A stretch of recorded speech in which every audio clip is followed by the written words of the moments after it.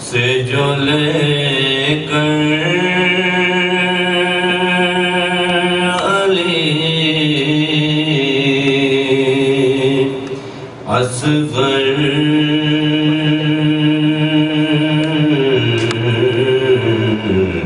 کو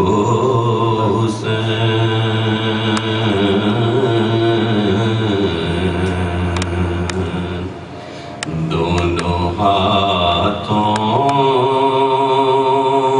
پہ دھرے تھے تنے لاغر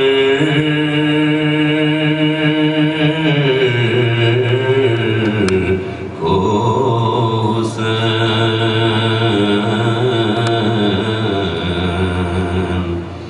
دونوں ہاتھوں پہ دھرے تھے علی اصغر کو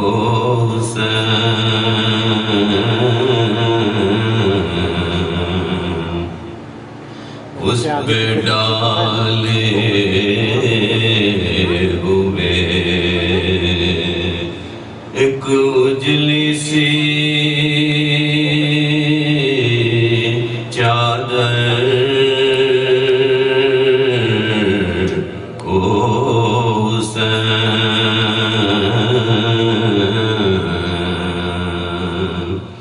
دھوپ میں کیے جاتے تھے دلبر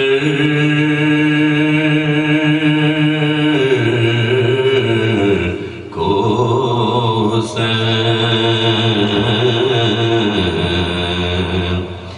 دھوپ میں سایہ کیے جاتے تھے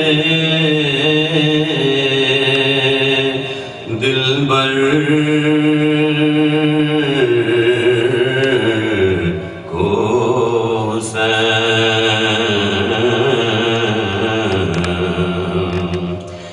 اشک آنکھوں سے نہ تھمتے تھے بہے جاتے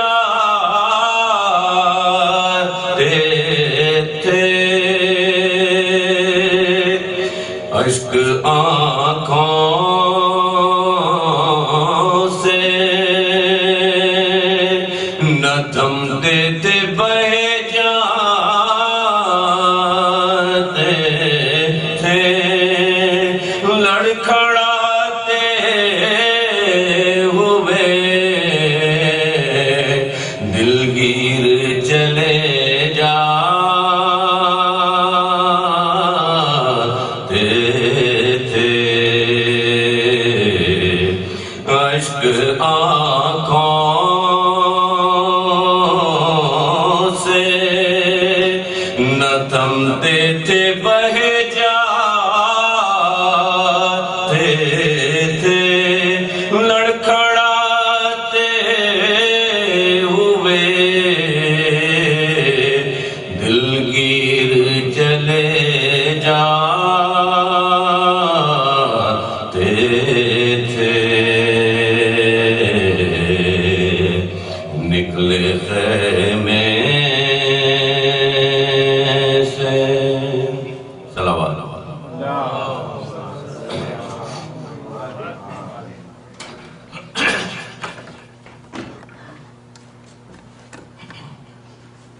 روانہ نہرے لبن کو جو شیر خوار ہوا روانہ نہرے لبن کو جو شیر خوار ہوا زبان دکھانے پہ گر گردن سے تیر پار ہوا، دڑک کے ہاتھوں پہ حضرت کے ہم کنار ہوا، خزاں ہوا جو وہ گل تو گلے کا ہار، خزاں ہوا جو وہ گل تو گلے کا ہار،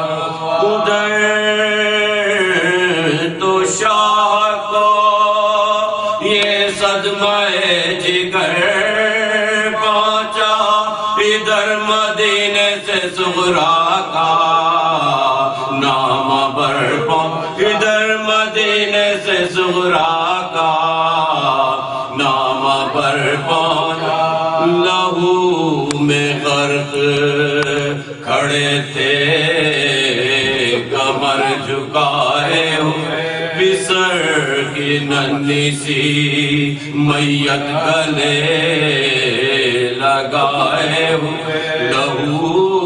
بھرا ہوا دامن سے اڑائے ہوئے، کفن کی فکر میں خیمے کو منہ پھرائے، کفن کی فکر میں خیمے کو منہ پھرائے، یہ حال دیکھ کے قاصد کی آس ٹوٹ گئے، ارے ہوا یہ راشا کے فوراً میں ہاتھ چھوٹ، ہوا یہ راشا کے فوراً میں ہاتھ چھوٹ، اتر کے ناقے سے آداب وہ بجا لایا، مگر حسین تھے بے ہوش کچھ نہ فرمائے، وہ نوحہ کرتا ہوا اور متصل آیا، نگاہ یا سے منہ دیکھ کر یہ چلا، نگاہ یا سے منہ دیکھ کر یہ چلا، ارے قرار دو مجھے میں بے قرار ہوتا، حسین جان کے تم پر نثار ہوتا، حسین جان کے تم پر نثار ہوتا، کہو بقیہ اولاد مرتضیٰ ہو، امیر لشکر اللہ ہو، مصطفیٰ ہو، غریب کوفہ ہو، مظلوم کربلا ہو، ارے بتاؤ قاسم ناشاد کے چچا ہو، بتاؤ قاسم ناشاد کے چچا ہو، جواب دو پدر نامراد اکبر ہو، ارے جناب حضرت عباس کے برادر، جناب حضرت عباس کے برادر ہو، حسین بھر کے دم سرد بولے اے غم امیر کون ہے، میں تو ہوں بے کس و ناج، کہاں ہے اکبر و قاسم، کہاں نامور، ارے خدا کے بندے تھے یہ سب ہوئے، خدا کے بندے تھے یہ سب ہوئے، خدا پہ سپاہ ظلم نے تنہا سمجھ کے گھیرا، ارے ہزاروں تیغے ہیں اور ایک حلق میرا، ہزاروں تیغے ہیں اور ایک حلق میرا، ہٹائی چہرے سے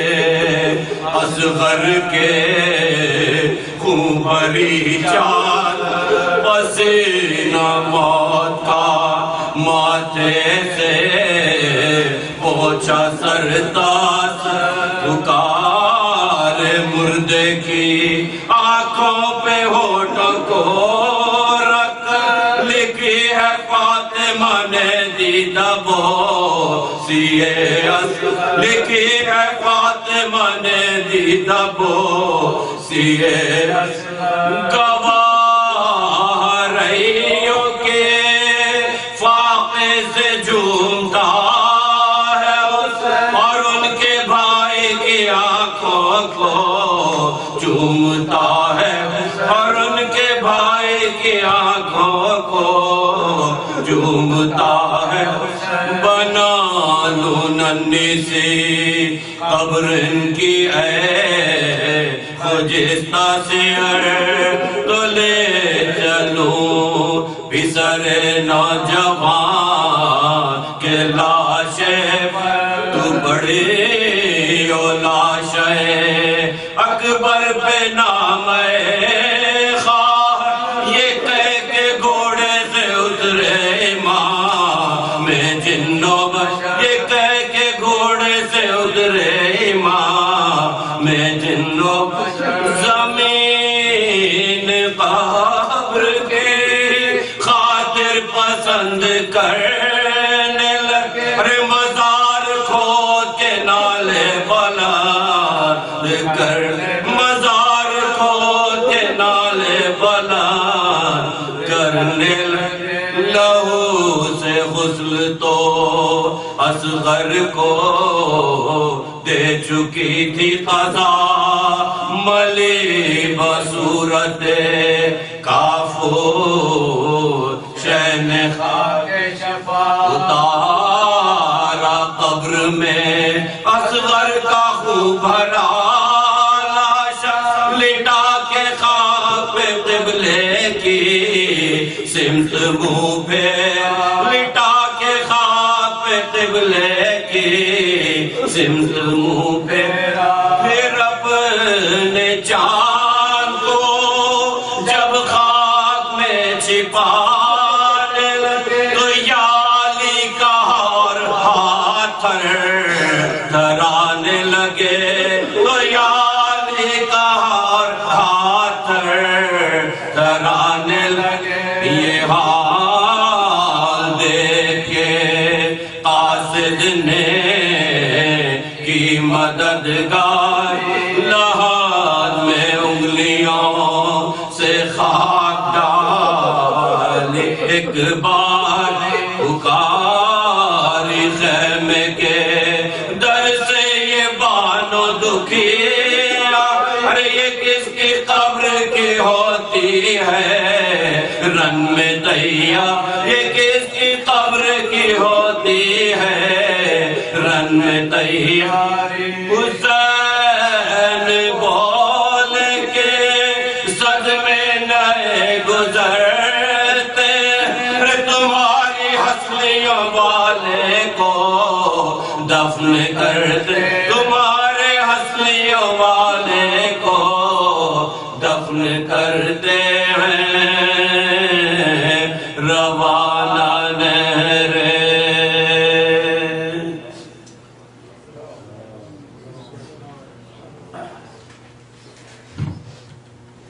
السلام علیکم. آج اختتامی مجلس پر شبیہ تہوار حضرت علی اصغر برآمد ہوگا. آپ سب کو سعادت زیارت نصیب ہوگی انشاءاللہ. اور رات بھر یہاں سینہ زنی اور مہو خالی ہوتی رہے گی. امام بارگاہ تمام شب کھلا رہے گا. صبح کو شبیہ اذان حضرت علی اکبر کے ساتھ ہی نماز فجر کا آغاز ہوگا اور وہ نماز مولانا قبلہ کی قیادت میں ادا کی جائے گی انشاءاللہ العزیز. اور اس کے بعد مجلس ہوگی اور 11 بجے دن میں یہاں اعمال روز عاشورہ بجا لائے جائیں گے اور ظہر کی نماز کے ساتھ ہی مجلس روز عاشورہ کا آغاز ہوگا اور اس کے بعد یہاں فاقہ شکنی کا اہتمام ہے. مجلس شاب غریباں انشاءاللہ العزیز 6:30 بجے شب یہاں منعقدہ ہوگی. آپ تمام سے پابندی وقت کے ساتھ اس میں شرکت کی درخواست ہے. صلوات پر محمد و آل محمد.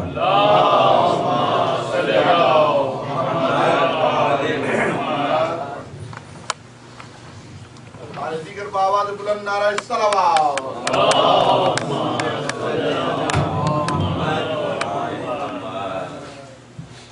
اسٹوڈیو جناب امام زمان بلند تر صلوات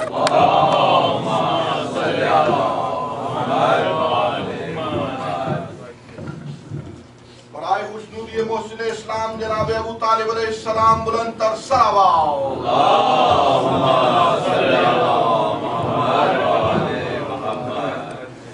نعرہ حیدری، نعرہ صلوات،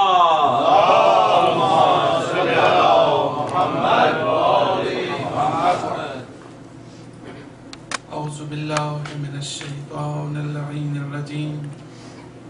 بسم اللہ الرحمن الرحیم، الحمد للہ رب العالمین،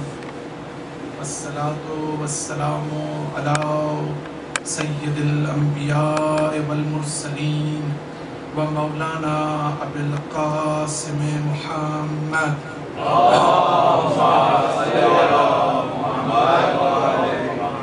ثم الصلاة والسلام علی اہل بیتہ الطیبین الطاہرین المعصومین،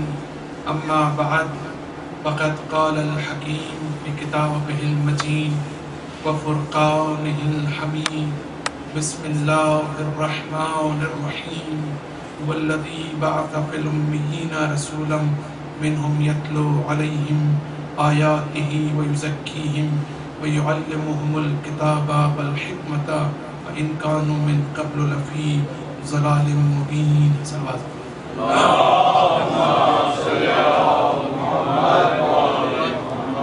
عزیزان گرامی، جیسا کہ آپ کے علم ہے کہ ہماری مجالس کا موضوع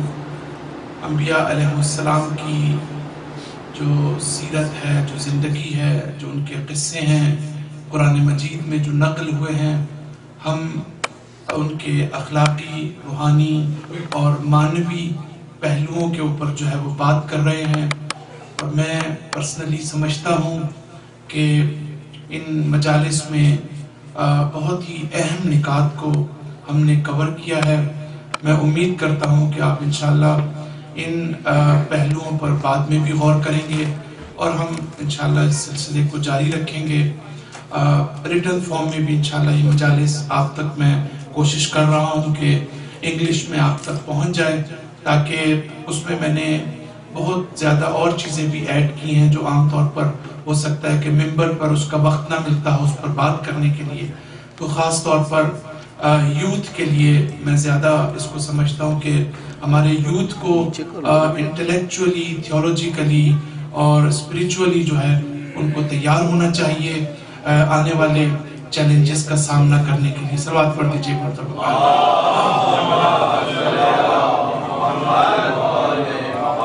جیسا کہ میں نے کل کی مجلس کے اختتام پہ عرض کیا تھا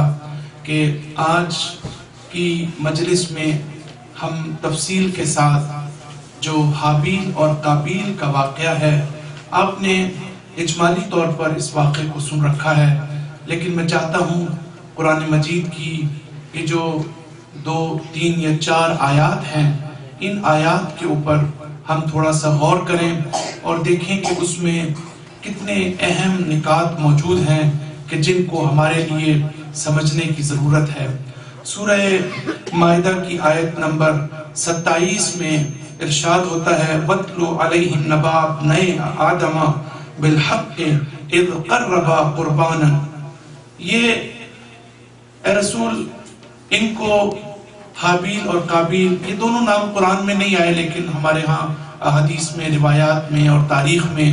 یہ نام جو ہے وہ موجود ہیں۔ اور اگر آپ بائبل میں چلے جائیں تو وہاں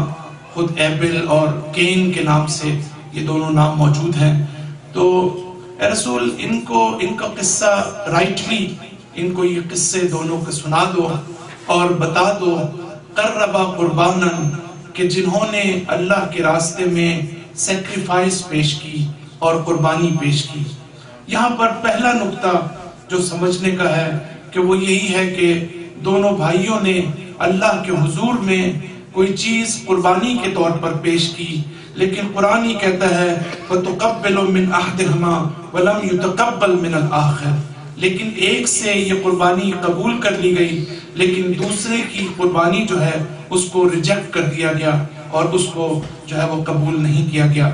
جو قربان کا لفظ ہے، ہم ہمیشہ عید قربان کی بھی بات کرتے ہیں، تو یہ اصل میں اس کا مطلب اللہ کے قریب ہونا ہے، یعنی قربا، یعنی جب ہم کسی چیز کی قربانی پیش کرتے ہیں تو قربانی پیش کرنے کا مطلب یہ ہوتا ہے کہ ہم اس کے ذریعے سے اپنے آپ کو اللہ کے قریب کر رہے ہیں۔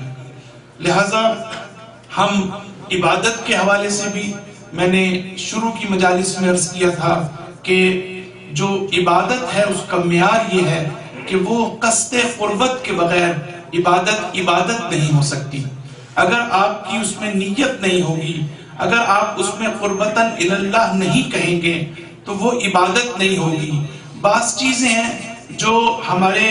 واجبات میں سے ہیں لیکن عبادات میں سے نہیں ہیں۔ مثال کے طور پر ہم پر واجب ہے کہ اگر کوئی اس دنیا سے چلا جائے تو اس کو دفن کریں، کفن دفن، لیکن اس کے لیے قصد قربت کی ضرورت نہیں ہے۔ اگر آپ کریں گے تو آپ کو اور زیادہ ثواب ملے گا، لیکن بہرحال آپ کو انجام دینا ہے۔ اگر آپ نے وہ کام انجام دے دیا تو آپ کی ذمہ داری جو ہے وہ ختم ہو گئی۔ لیکن نماز، روزہ، حج، زکوٰۃ، ان کو باقاعدہ السلام علیکم عبادت کے زمرے میں قرار دیا گیا ہے، اور عبادت کا مطلب یہ ہے کہ ہم قربتاً اللہ اس کام کو انجام دیتے ہیں، یعنی اللہ سے قریب ہونے کے لیے۔ میں نے شروع کی مجالس میں یہ عرض کیا تھا کہ کم ہم نے اس مسئلے پر غور کیا ہے کہ ہم ہمیشہ نماز پڑھتے ہیں، روزہ رکھتے ہیں، حج پہ جاتے ہیں، لیکن ہم کتنا قربتاً اللہ، یعنی ہم کتنا یہ محسوس کرتے ہیں کہ واقعاً اللہ کے قریب ہو رہے ہیں یا نہیں ہو رہے۔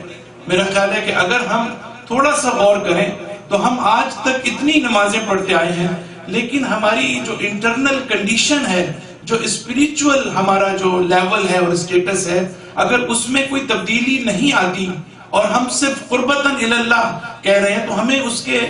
گہرائی میں جا کر ان چیزوں کو سوچنا چاہیے۔ وہ ٹھیک ہے کہ اللہ تعالیٰ نے ہماری نماز کے لیے اتنا ہی قبول کر لیا ہے کہ چاہے ہم جو ہے وہ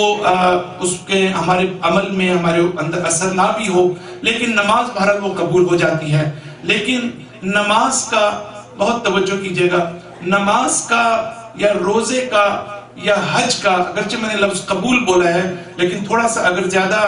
گہرائی میں بات کی جائے، نماز کے صحیح ہونے میں اور نماز کے قبول ہونے میں دونوں میں بہت فرق ہے۔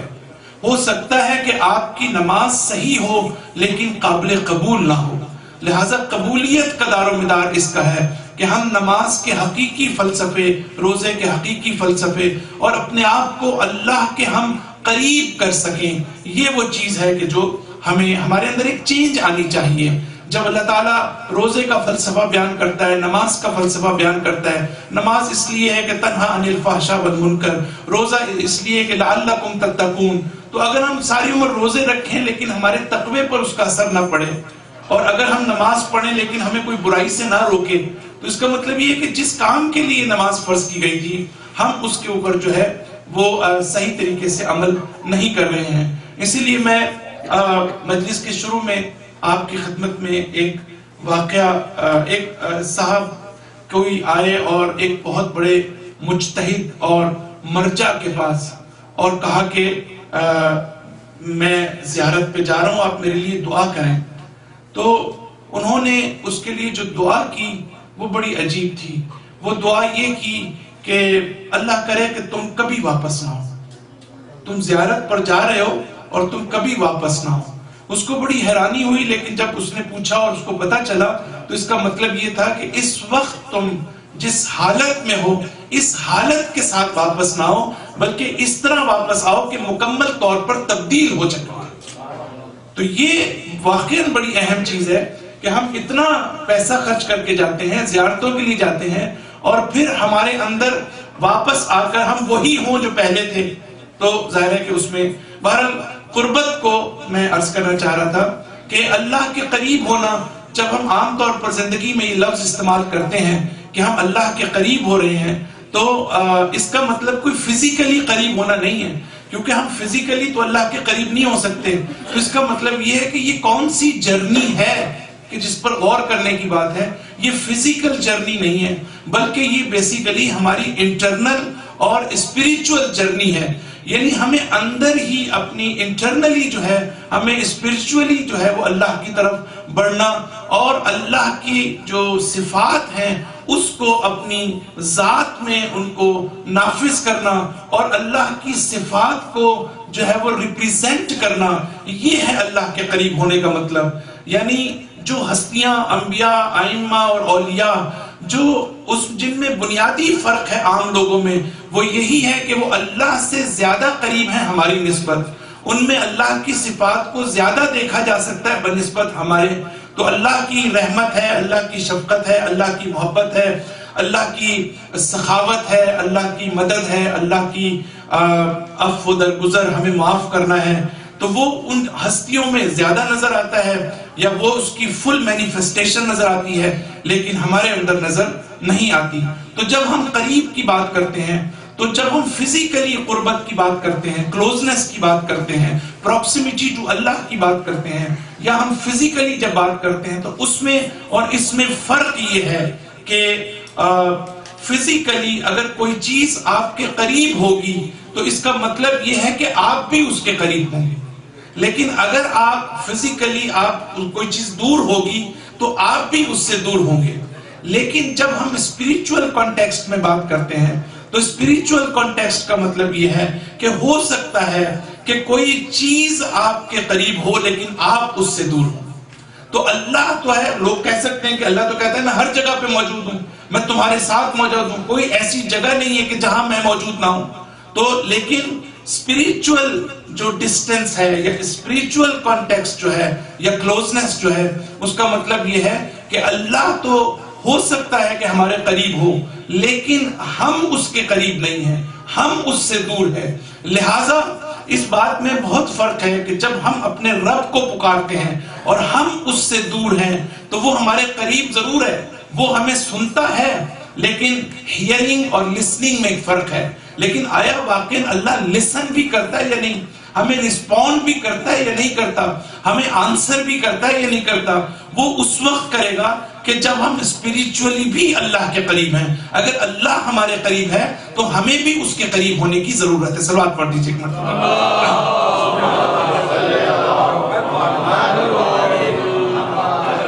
تو جس وقت قرآن کی یہ آیت ہمیں سورہ مائدہ ہمیں یہ کہتی ہے کہ ان میں سے ایک کی قربانی قبول کر لی گئی اور ایک کی قربانی جو ہے وہ قبول نہیں کی گئی, تو یہاں پر سب سے پہلا سوال یہ پیدا ہوتا ہے کہ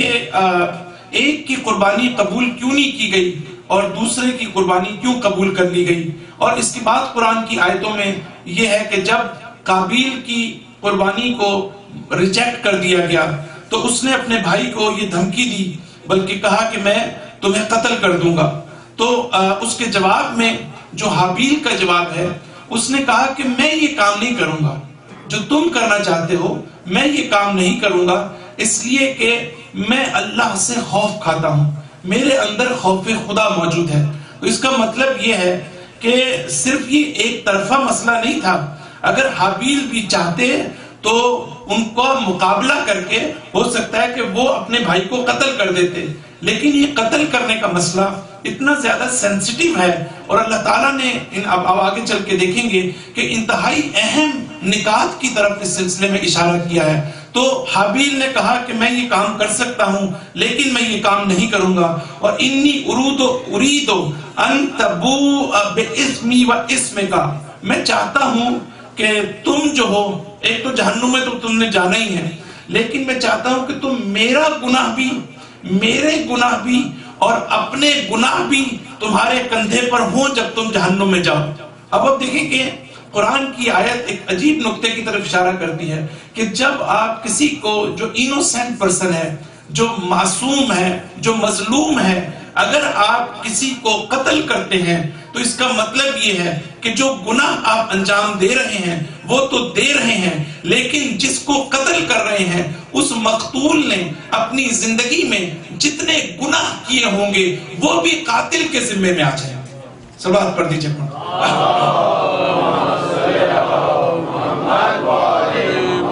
तो ये कुरान हमें इस चीज की तरफ इशारा कर रहा है कि जो मरने वाला है, जो मजलूमियत के साथ मारा गया है, उसको उसके जो गुनाह हैं जो उसने माजी में किए हैं वो भी उसके जिम्मे पड़ जाएंगे कि जो उसको जो है वो कत्ल कर रहा है। लेकिन अब सवाल ये पैदा होता है कि हाबील और काबील की इस लड़ाई के अंदर जो काबील है उसके अंदर, जैसा कि मैंने शुरू में भी इशारा किया था, कि सबसे अहम चीज जो थी वो ये थी कि जब उसकी कुर्बानी को कबूल नहीं किया गया और हजरत खुद हाबील की कुर्बानी को कबूल किया गया तो उसके अंदर ये जेलस पैदा हो गया, ये जेलसी पैदा हो गई और ये हसद पैदा हो गया कि जिसकी वजह से उसने इस अपने भाई को कत्ल करने का इरादा किया। तो सबसे अहम नुक्ता यह है कि हमारे पास रिवायात में मौजूद है ये हसद की आग जो है उसमें कोई शख्स उसमें महफूज नहीं है। किसी न किसी लेवल पर हम हमेशा एक दूसरे से हसद करते रहते हैं, किसी के लिए अच्छा चाहना और किसी की तरक्की के लिए दिल से दुआ करना, ये बहुत ऊंचे लेवल के मुत्तकी लोगों का जो है वो काम होता है। लेकिन यहाँ पर मैं आगे बढ़ने से पहले मैं ये बताना चाहता हूँ कि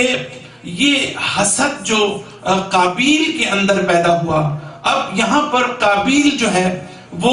क्या कर सकता था? उसके पास दो रास्ते थे। एक रास्ता उसके पास ये था कि वो ये सोचता, बहुत तवज्जो कीजिएगा, हम अहम नुक्ते की तरफ आ रहे हैं, कि काबील ये सोचता कि आखिर मेरी कुर्बानी को कबूल क्यों नहीं किया गया और मेरे भाई की कुर्बानी को कबूल क्यों किया गया। अगर वो रीजंस को समझ लेता, अगर वो रूट कॉजेस को समझ लेता, तो फिर इसका मतलब ये होता कि वो आइंदा उसके लिए एफर्ट कर सकता था। वो ये समझ जाता कि मुझ में कोई कमी मौजूद थी, मुझ में कोई स्पिरिचुअल डेफिशिएंसी मौजूद थी, मुझ में कोई ऐसी ऐब मौजूद था जिसकी वजह से मेरी कुर्बानी को रिजेक्ट कर दिया गया और मेरे भाई की कुर्बानी को कबूल कर लिया गया। तो आप देखें कि ये थिंकिंग एस्पेक्ट है। अभी हम अखलाकी एस्पेक्ट की तरफ नहीं आए। यानी अखलाकी एस्पेक्ट ये है कि उसके अंदर जेलसी का पैदा होना, उसके अंदर हसद का पैदा होना, लेकिन वो कबल इसके कि उसके अंदर हसद पैदा होता, अगर वो अपनी फिक्र को सही तौर पर इस्तेमाल करता, अपनी अक्ल को सही तौर पर इस्तेमाल करता, तो वो इस अखलाकी बुराई से अपने आप को बचा सकता था और अपनी फिक्र के जरिए बजाय इसके कि अपने आप को अखलाकी लिहाज से डिस्ट्रक्शन की तरफ लेके जाता, वो अपने आप को इंप्रूवमेंट और डेवलप करने का बाइस बन सकता था। लेकिन उसने क्या किया कि उसने ये सोच नहीं अपनाई कि जो हम सबको अपनानी चाहिए। देखें, ये सिर्फ मसला हाबील और काबील का नहीं है। जब अल्लाह ताला आपके पैगंबर को ये कह रहा है कि ये कहानी सुनाओ, तो इसका मतलब ये है कि कहानी सुनाना इन इटसेल्फ तो कोई अहम नहीं है, बल्कि अहम चीज ये है कि उस जमाने के लोगों में यही प्रॉब्लम्स पाई जाती थी, यही उनके अंदर मुसीबतें और मुश्किलात पाई जाती थी। अगर ये सारी स्टोरीज बयान की गई है तो इसका मकसद ये था कि उस जमाने के जो मुशरिकीन थे, उस जमाने के जो कुफार थे, उनको इससे वो दर्स हासिल करें और इन कहानियों से वो अपने अंदर जो कॉमन ग्राउंड्स हैं, जो कॉमनैलिटीज हैं, उनको मुतवज्जे हों कि जो प्रॉब्लम्स उस जमाने के लोगों में मौजूद थी वही प्रॉब्लम इनमें है, जिसका हल अगर वहां पर कोई मौजूद था तो यहां पर भी उसका हल मौजूद है। तो आपने देखा कि काबील जो है वो अगर ये सोच लेता कि भाई मैं अपने गिरेबान में झांक के देखूं और मैं देखूं कि क्या मुझ में कमी है कि जिसकी वजह से मेरी कुर्बानी दूर नहीं, अगर ये चीज हमारे अंदर पैदा हो जाए कि अगर हम आमतौर पर ये हमारे यहाँ भी होता है कि बाज लोग जो होते हैं वो किसी सूरत में भी अपनी गलती को तस्लीम करने के लिए तैयार नहीं होते। ये हमारे मुआशरे की प्रॉब्लम है और हर तीसरे फर्द की प्रॉब्लम है कि हम हमेशा जो है वो अगर कोई हमसे कुछ गलती होती है तो हम उसको दूसरे के ऊपर डालने की कोशिश करते हैं। और अगर कोई फर्ज करें, मिसाल मैं आपको बड़ी अच्छी देना चाहता हूँ, मसलन आप देखते हैं कि कोई शख्स जो है उसको कोई बहुत बड़ी नेमत मिल गई है या जो है वो इम्तिहान में उसने बड़े हाईएस्ट मार्क्स लिए हैं, تو آپ بجائے اس کے کہ اس کو اپریشیٹ کریں، آپ یہ کہیں گے کہ نہیں اس کی لت بہت اچھی تھی. تو آپ جو ہے وہ آپ دیکھیں نا، آپ کا ہمارا جو اپروچ ہے چیزوں کے بارے میں وہ بڑی. اور اگر آپ کے اپنے نمبر کم ہو جائیں، آپ کے آتے ہیں، اگر آپ امتحان میں فیل ہو جائیں تو آپ کہیں گے یہ ٹیچر بہت برا تھا. تو آپ دیکھیں دونوں صورتوں میں آپ کسی بھی صورت میں یہ ایکسپٹ کرنے کے لیے تیار نہیں ہیں کہ آپ کے اندر خود کوئی کمی پائی جاتی ہے. اگر اخلاقی لحاظ سے ہمارے ہاں لوگ اس چیز کو مد نظر رکھیں کہ قبل اس کے کہ دوسروں میں خامیوں کو تلاش کریں، دوسروں میں پرابلمز کو تلاش کریں، وہ اگر اپنے اندر ان پرابلمز کو اور مشکلات کو تلاش کرنے میں کامیاب ہو جائیں تو وہ اپنی اصلاح جو ہے وہ بہتر طور پر کر سکتے ہیں. صلوات پڑھ دیجیے ایک مرتبہ.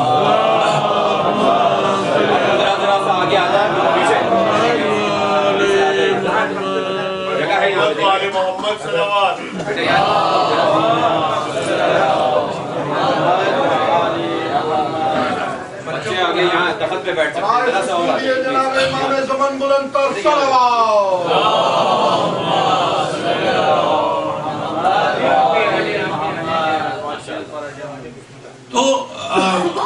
تو فکری طور پر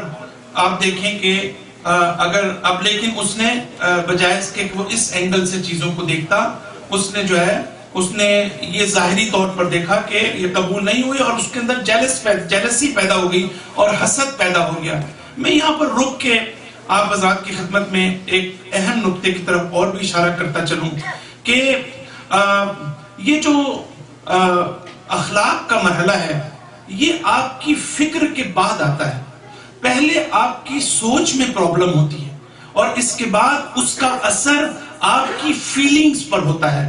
آپ کے بیہیویئر پر ہوتا ہے. آپ کے اندر جو اللہ تعالیٰ نے احساس کی قوت رکھی ہے یہ فالو کرتی ہے آپ کی تھنکنگ کو. اگر آپ کی تھنکنگ ان اپروپریٹ ہو، اگر آپ کی تھنکنگ صحیح نہ ہو یا نیگیٹو ہو تو اس کا اثر بھی جو ہے وہ آپ کی فیلنگز کے اوپر پڑے گا. جب آپ کی فیلنگز پر اثر پڑے گا تو اس کا اثر آپ کے عمل کے اوپر پڑے گا. تو آپ نے دیکھا کہ یہ جو انسان کا عمل خراب ہوتا ہے تو اس عمل کے پیچھے وہ عمل ایسے ہی خراب نہیں ہوتا، اس کی ایک پورا اس کا لاجیکل سیکوینس ہے جس میں پہلے عمل آپ کا جو آپ کی فیلنگز ہیں، آپ کی جو بیہیویئر ہے وہ پہلے خراب ہوتا ہے اور اس کے بعد وہ فالو کرتا ہے آپ کی تھنکنگ کو کہ آپ کی فکر اگر صحیح نہ ہو. تو اس وقت اگر آپ ماڈرن سائیکالوجی کو دیکھیں اور اس میں جو مختلف قسم کی تھراپیز موجود ہیں اور خاص طور پر جو کاؤنسلنگ تھیوریز اس وقت موجود ہیں، اس میں ایک کاؤنسلنگ تھیوری اگر آپ میں سے جو لوگ اس کو جانتے ہوں اس کو کہتے ہیں کوگنیٹو بیہیورل تھراپی. یہ جو CBT ہے اس میں یہ اس وقت آج کل کی سب سے اہم تھراپی ہے. اس کا جو بیس ہے وہ یہی ہے، اس کا ایک پارٹ بیہیویئر سے اس کا تعلق ہے اور دوسرا پارٹ جو ہے اس کا آپ کے کوگنیٹو آسپیکٹ سے ہے، یعنی تھنکنگ کے آسپیکٹ سے. تو آپ حیران ہوں گے کہ جو نقطہ میں بتانا چاہتا ہوں وہ یہ کہ انتہائی مظلومیت کا عالم ہے کہ وہ چیزیں کہ جو ہماری روایات میں موجود تھی، جو ہماری احادیث میں موجود تھی، جو ہمارے ائمہ اہل بیت علیہ السلام نے جن اہم اور باریک نقطوں کی طرف جن کی طرف آپ اشارہ کر چکے ہیں، لیکن ہم نے اس ٹیچنگز آف اہل بیت سے ہم نے خود کوئی فائدہ نہیں اٹھایا، لیکن جن لوگوں نے ان تھیوریز کو ڈیولپ کیا، چاہے انہوں نے کسی امام سے لی ہو، چاہے وہ اپنی عقل کے ذریعے پہنچے ہوں، لیکن آج انہوں نے اس کی بنیاد پر وہ انسانیت کے لیے جو ہے وہ مددگار ثابت ہو رہے ہیں. تو یہ کوگنیٹو بیہیویئر تھراپی جو ہے اس میں ایک نقطہ یہ ہے کہ آپ جو مریض ہے، جو کلائنٹ ہے کہ جو ڈپریس میں ہے یا سٹریس میں چلا گیا ہے، اس کو جو ہے وہ اس کی تھنکنگ کو ٹھیک کرنا، یعنی اس کی اپروچ کو ٹھیک کرنا. وہ چیزوں کو اگر نیگیٹیولی دیکھے گا، اگر چیزوں کو منفی طور پر دیکھے گا اور اگر اس کی تھنکنگ کو وہ ٹھیک کر دے، اپروچ کو ٹھیک کر دے، تو پھر جو ہے وہ اس کے سٹریس کو ریڈیوس کر سکتے ہیں اور وہ بہتر ہو سکتا ہے. میں اصل چیز جو کہنا چاہتا تھا وہ یہ کہ ہمارے پاس ایک روایت موجود ہے اور میں نے یہ روایت جو ہے وہ کسی زمانے میں کسی جگہ پر وینکوور میں پڑھی تھی، لیکن عجیب بات یہ کہ یہ وہ وقت تھا کہ جب میں نے پروفیشنلی کاؤنسلنگ تھیوریز کو نہیں پڑھا تھا اور میں نے پروفیشنلی کاؤنسلنگ سائیکالوجی پہ کام نہیں کیا تھا، لیکن جب یونیورسٹی میں نے کاؤنسلنگ کے اوپر کام کیا اور پروفیشنلی کاؤنسلنگ تھیوریز کے کئی سبجیکٹس میں نے ختم کیے، تو میں حیران ہو گیا کہ وہی ایک حدیث کی بنیاد پر یہ پوری تھیوری جو ہے یہ ڈیولپ کی گئی ہے، اور وہ یہ ہے کہ آپ کے امام علیہ السلام یہ فرماتے ہیں کہ یہ جو انسیڈنٹس ہیں، بہت توجہ چاہوں گا، یہ جو انسیڈنٹس ہیں اور یہ جو ایونٹس ہیں، یہ جو حوادث ہیں، یہ جو انسان کی زندگی میں مختلف قسم کے واقعات پیش آتے ہیں اور ان کا جو انسان کی زندگی پر منفی اثر پڑتا ہے، جس کی وجہ سے انسان جو ہے ذہنی طور پر بیمار ہو جاتا ہے، یا وہ اسٹریس میں آ جاتا ہے، یا وہ ڈپریشن میں چلا جاتا ہے، یا اس میں انگزائٹی پیدا ہوتی ہے، تو اس کی وجہ وہ ایونٹ نہیں ہوتا، اس کی وجہ وہ حادثہ نہیں ہوتا، بلکہ اس حادثے کو جس نگاہ سے آپ دیکھتے ہیں، اگر اس اینگل کو اور اس اپروچ کو اور اس مائنڈ سیٹ کو چینج کر دیں تو کبھی بھی آپ پر منفی اثر نہیں ہوگا. سلوات پڑھ دیجئے مرتبہ.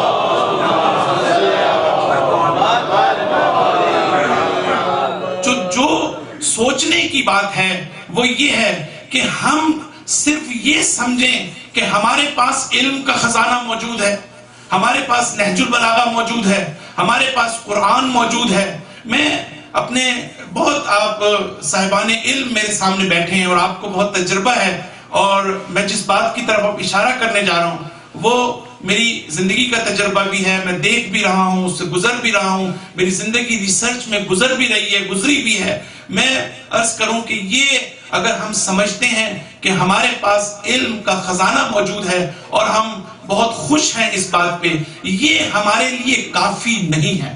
اگر ہم چاہتے ہیں کہ تعلیمات محمد و آل محمد، اگر ہم چاہتے ہیں کہ قرآن کی تعلیمات کو دنیا کے سامنے، قرآن کی اور محمد و آل محمد اور انبیاء کی تعلیمات کو، ان کی عظمت کو دنیا کے سامنے اجاگر کریں، تو ضرورت اس بات کی ہے کہ ان روایات کے ذریعے سے، ان قرآنی آیات کے ذریعے سے ہم انسانی دنیا کے اندر پوری تھیوریز کو ڈیولپ کریں اور پھر دنیا کے سامنے پیش کریں. صرف یہ کافی نہیں ہے کہ ہم جو ہے وہ مثلا ایک آیت جو ہے وہ لوگوں کو امپریس نہیں کرتی، آپ قیامت تک ان کو حدیثیں سناتے رہیں، آپ ان کو قرآن کی آیات سناتے رہیں. آج ہماری سب سے بڑی غلط فہمی یہ ہے کہ ہم ہزاروں دفعہ یہاں کے بڑے بڑے پروفیسرز ہیں، ڈاکٹرز ہیں، سائیکالوجسٹ ہیں، میرا خود ذاتی تجربہ ہے، جب میں ان کے سامنے قرآن کی کوئی آیت پیش کرتا ہوں تو وہ اس کو کوئی اہمیت نہیں دیتے. ایسا نہیں ہے کہ وہ کوئی نیگیٹو ایٹیٹیوڈ رکھتے ہیں. اصل یہ ہے کہ ہمارے لیے ان کے اوپر فردر کام کرنے کی ضرورت ہے، اور پھر ہم جو ہے وہ اس وقت جب ہم قرآن کی بات کرتے ہیں، قرآن سائیکالوجی، قرآن اخلاقیات، قرآن فلسفی، قرآن تھیولوجی، تمام وہ پہلو جو آج دنیا کی یونیورسٹیز کے سبجیکٹس ہیں، چاہے آپ اینتھروپولوجی لے لیں، چاہے آپ کرمنالوجی لے لیں، چاہے آپ تھیولوجی لے لیں، چاہے آپ فلسفی لے لیں، چاہے آپ موریلٹی اینڈ ایتھکس لے لیں، یہ سارے سبجیکٹس آج کینیڈا کی یونیورسٹیز میں مختلف ڈپارٹمنٹس کے اندر پڑھائے جا رہے ہیں. اور چاہے آپ ڈیولپمنٹ آف چلڈرن تھنکنگ کے اوپر آپ کام کر لیں، آپ کے قرآن اور اہل بیت کی تعلیمات میں ان تمام چیزوں کے بارے میں اہم پرنسپلز بیان کیے گئے ہیں. لیکن میرا سوال یہ ہے کہ ہم نے کتنا اپنے اوپر جو ہے وہ محنت کی ہے کہ ہم جب ان سبجیکٹس کو، جب میں یونیورسٹیز میں دیکھتا ہوں تو اخلاقیات کے اوپر بے انتہا کام ہوا ہے. اس میں پوزیٹیو بھی ہے، اس میں نیگیٹو بھی ہے، اور اس میں یورپ کے اور دوسرے علاقوں کے بڑے بڑے دانشوروں کی جدید ترین اخلاقیات کے اوپر تھیوریز موجود ہیں. اور مجھے یہ دکھ ہوتا ہے کہ ہمارے پاس اتنا سرمایہ ہونے کے باوجود ہم نے کبھی ان تھیوریز کو ری وزٹ یا وزٹ کرنے کی ضرورت محسوس نہیں کی. جب تک ہم اپنی تعلیمات کو، قرآن کو اور احادیث اور روایات کو عصر حاضر کی جدید ٹیکنالوجی اور جدید علوم کے کانٹیکسٹ میں ان کو بیان نہیں کریں گے، اور اپنی تحقیقات میں اور اپنی تحریروں میں ہم جب تک خود ان تھیوریز کو ایڈریس نہیں کریں گے اور ان کا جواب نہیں دیں گے، اس وقت تک ہم اپنی عظمت کو اجاگر نہیں کر سکتے. سوال پڑھ دیجئے ایک مرتبہ.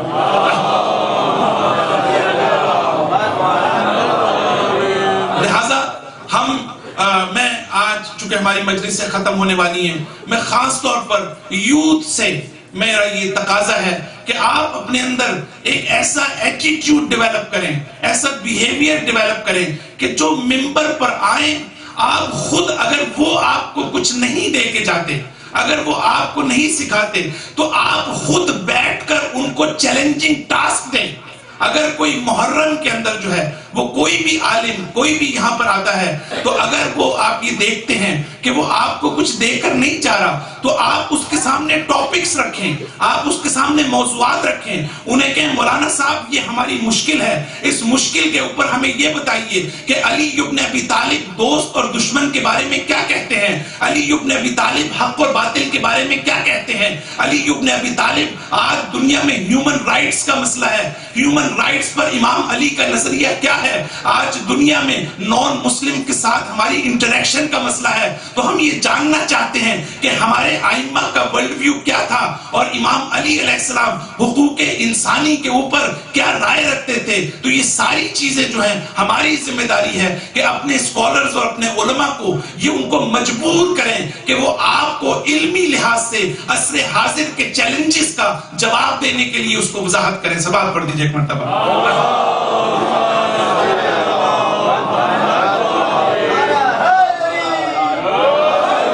تھوڑا اور آگے آ جائیں ذرا۔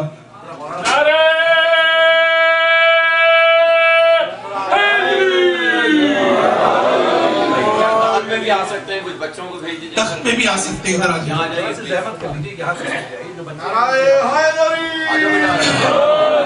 محمد اہل بیت محمد بلند تر صلوات۔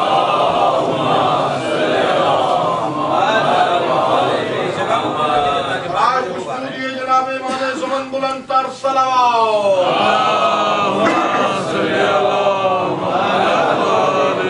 برائے خوشنودی محسن اسلام جناب ابو طالب علیہ السلام بلند تر صلوات۔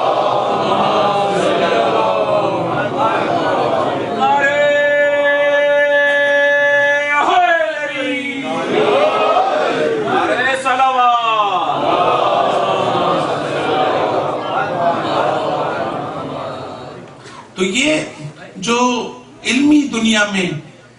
جو آج ترقی ہو رہی ہے، اب آپ میں ایک مثال آپ کو دوں کہ جو جدید موضوعات ہیں ہم اس کے اوپر جو ہے وہ اس طریقے سے کام نہیں کر رہے۔ میں جب پروفیشنلی کچھ چیزوں کو جب میں نے نہیں سیکھا تھا، مثلا سائیکالوجی کے شعبے میں، باوجود اس کے کہ میری اپنی پی ایچ ڈی اپنی فیلڈ کے اندر ہے، فلسفی میں، تھیولوجی میں، اور ساری عمر حوزے میں گزاری ہے، لیکن آپ یقین کریں کہ میں ایک عرصے سے ریزیڈنٹ عالم وینکوور میں اتنے کیسز کو ہمیں ڈیل کرنا پڑتا ہے ایز اے اسپریچول کنسلٹنٹ، یعنی ایسے ایشوز فیملیز کے آتے ہیں، اور سب لوگ یہ سمجھتے ہیں کہ ہمارا عالم جو ہے وہ ہماری رہنمائی کر سکتا ہے اور کاؤنسلنگ کا کام کر سکتا ہے۔ اس میں ہم نے حتیٰ ہومو سیکچولیٹی کے ایشوز جو ہیں اور دوسرے ایشوز اس کو بھی ڈیل کرنا پڑتا ہے۔ خود ہماری کمیونٹی کے اندر یہ ایشوز جو ہیں وہ موجود ہیں، لیکن آپ یہ دیکھیں کہ جس وقت میں نے پروفیشنلی اس فیلڈ کو میں نے سیکھنا شروع کیا، تو پھر مجھے یہ پتا چلا کہ میں اپنی زندگی میں اب تک جو بہت زیادہ کاؤنسلنگ کرتا رہا ہوں، اس میں کتنی ٹیریبل مسٹیکس کرتا تھا۔ وہ مجھے کیسے پتا چلا؟ میں صرف یہ سوچوں کہ میں قم سے آگے ہوں تو مجھے سب کچھ پتا ہے، یعنی یہ سب سے بڑی غلط فہمی ہماری اگر کسی کی ہو۔ میں خاص طور پر اہل منبر کی بات کر رہا ہوں کہ پہلے تو آپ کو اس قابل ہونا چاہیے کہ اپنے علوم میں آپ ماہر ہوں، پھر تو دوسری کی بات تو بہت بات کی ہے، پہلے تو قرآن و سنت پر، پھر آپ اس کو مرج کرنے کے قابل، یہ وہ چیز ہے۔ اور یہی وجہ ہے کہ مجھے فخر ہے کہ اسی قرآن و سنت اور اہل بیت کی احادیث کی روشنی میں مجھے اچھا نہیں لگتا کہ میں اپنی تعریف کروں، لیکن میں اس مقام پر آپ کو ایک نقطے کی طرف لے جانا چاہتا ہوں۔ جب میں نے پریزنٹیشنز دینے کی کوشش کی اور دی وہاں کی یونیورسٹیز کے اندر، جیسے میری ایک پریزنٹیشن تھی کہ role of spirituality and religion and especially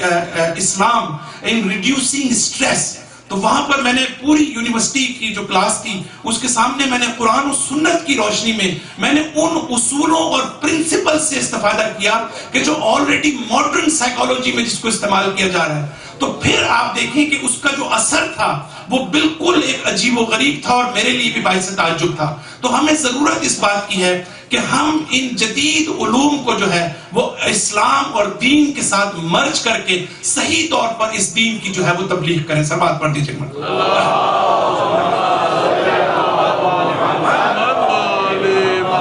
پھر جب ہم اس داستان کو دیکھتے ہیں تو سوال یہ ہے کہ ایک کی قربانی کیوں قبول ہوئی اور دوسرے کی قربانی کیوں قبول نہیں ہوئی. قرآن مجید اس سلسلے میں خاموش ہے، وہ ہمیں کچھ نہیں کہتا. لیکن جو روایات کے ذریعے سے اور جو ہمارے مفسرین کے ذریعے سے ہم تک پہنچی ہے بات، وہ یہ کہ جو حابیل تھے وہ ایک چرواہا اور شیپرڈ تھے، اور یہ جو تھا یہ ایگریکلچرلسٹ تھا جو قابیل تھا. اب اس کے پاس جو چیز تھی اللہ کے حضور میں دینے کے لیے وہ ایگریکلچرل پروڈکٹ تھی، لیکن جو حابیل کے پاس چیز تھی وہ شیپ تھا، تو گوسفند تھا، وہ اللہ کے حضور اس نے قربان کرنا تھا. اب آپ یہ سوچیں کہ اللہ کے لیے کیا فرق پڑتا ہے. خود سوچیں کہ آپ نے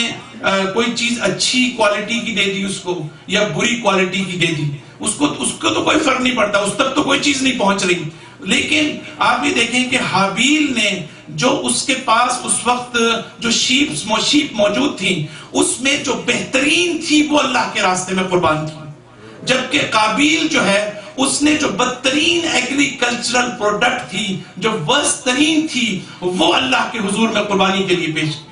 تو اب اس کا مطلب یہ ہوا کہ ظاہری طور پر اللہ کو تو کوئی فرق نہیں پڑتا، لیکن اللہ کی نگاہ جو ہے وہ اس کے دونوں کے باطن کے اوپر ہے،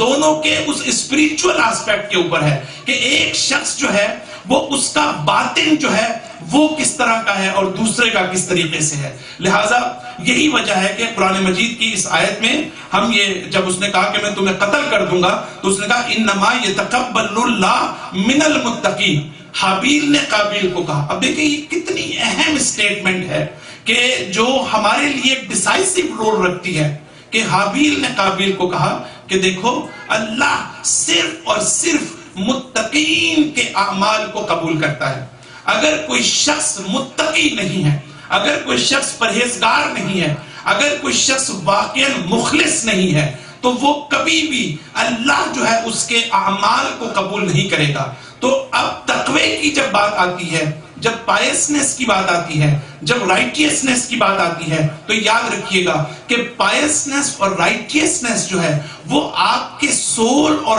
ہارٹ کی کوالٹی ہے، وہ آپ کے ایکشن اور عمل کی کوالٹی نہیں ہے. یعنی جب تک آپ کے دل میں تقوی موجود نہیں ہوگا، جب تک آپ واقعاً سیریس اور سنسیئر اور ڈیووٹڈ نہیں ہوں گے، اس وقت تک ہمارے کاموں کے اندر جو ہے وہ خلوص سامنے نہیں آ سکتا. اب آپ ہمارے ملکوں میں دیکھ لیں جو قربانیاں ہم لوگ دیتے ہیں، اس میں سے جو یہ یہاں پر بات کی جا رہی ہے کہ اللہ وہ کام قبول کرتا ہے، حتیٰ ہماری مجالس، ہماری عزاداری، ہماری ہر چیز کا تعلق اسی آیت سے ہے کہ جتنا ہمارے اندر قرآن واضح طور پر کہتا ہے وَمَن يُعَظِّمْ شَعَائِرَ اللَّهِ فَإِنَّهَا مِن تَقْوَى الْقُلُوبِ. اب آپ دیکھیں جو بھی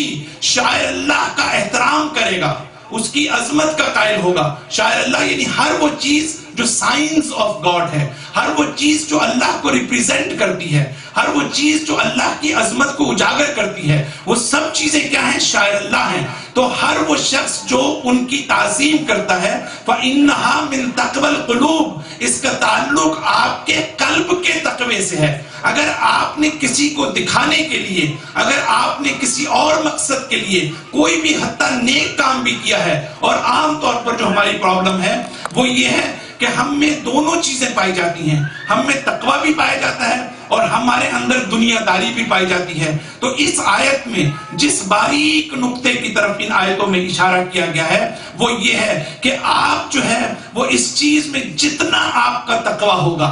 وہ اتنا ہی آپ کے عمل کو قبول کیا جائے گا، اور جتنا آپ کا تقوی نہیں ہوگا، خلوص نہیں ہوگا، اتنا ہی آپ کا عمل ریجیکٹ کر دیا جائے گا. صلوات پڑھ دیجیے.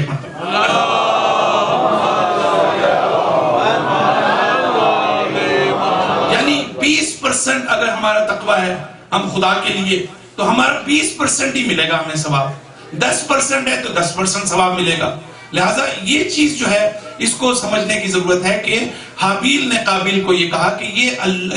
جو ہے اس کا تعلق تقوی سے ہے. اور اسی طرح ہمارے پاس اگلی آیت ہے کہ لَن يَنَالَ اللَّهَ لُحُومُهَا وَلَا دِمَاؤُهَا وَلَكِنْ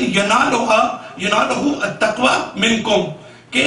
نہ تو گوشت تمہارے تک پہنچے گا، نہ ان کا کوئی چیز بھی، بلکہ جو ہے نہ ان کا خون پہنچے گا، بلکہ تقوی ہے جو اللہ تک پہنچے گا. تو یہ ساری چیزیں ہمیں اس طرف لے کے جاتی ہیں کہ قرآن جیسے کہتا ہے کہ روز قیامت جو ہے نہ کسی کی اولاد کام آئے گی، نہ کسی کا مال کام آئے گا. جو چیز کام آئے گی وہ ساؤنڈنس آف ہارٹ ہے. اگر قلب سلیم کے ساتھ کوئی اللہ کے پاس آئے گا تو وہی اللہ اس کو قبول کرے گا. باقی ہمارے اعمال، تو یہ چیزیں ہمیں اسی دنیا میں اگر ہم اس پر غور کریں، اگر ہم اس میں اپنی تربیت کر سکیں، تو میں سمجھتا ہوں کہ ایک بہت اہم قدم ہے جو ہم اٹھا سکتے ہیں. سب آپ پڑھ دیجیے ایک مرتبہ.